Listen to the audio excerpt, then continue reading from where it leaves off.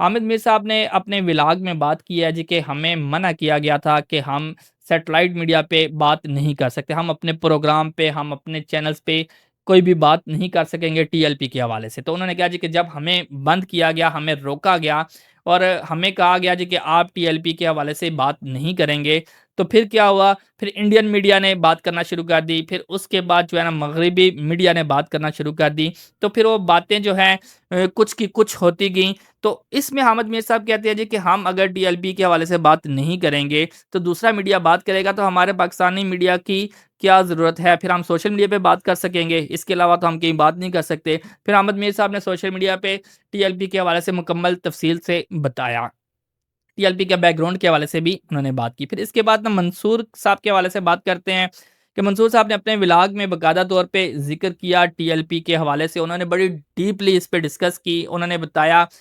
کہ ہم نے پنجاب پولیس کے ترجمان سے بھی بات کی، ہم نے ٹی ایل پی کے ترجمان سے بات کی۔ یہ منصور صاحب کی باتیں جو ہیں وہ میں آپ کو بتا رہا ہوں۔ انہوں نے کہا جی کہ جب ہم نے ٹی ایل پی کے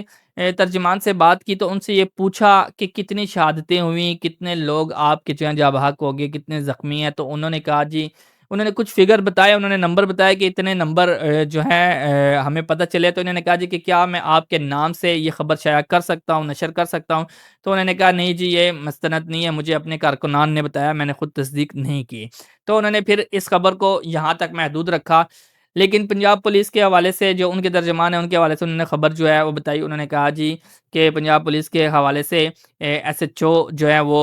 شہید ہو گئے ہیں، جاں بحق ہو چکے ہیں، اور ان کے بارے میں انہوں نے یہ کہا ہے کہ اس کے علاوہ تقریباً 48 کے قریب جو جوان ہیں وہ زخمی ہوئے ہیں پنجاب پولیس کے۔ یہ باتیں جو ہیں یہ پنجاب پولیس کے ترجمان کی جانب سے بتائی جا رہی ہیں، انہوں نے کہا ہے، اور یہ منصور صاحب کے ولاگ میں یہ سارا ذکر کیا گیا ہے۔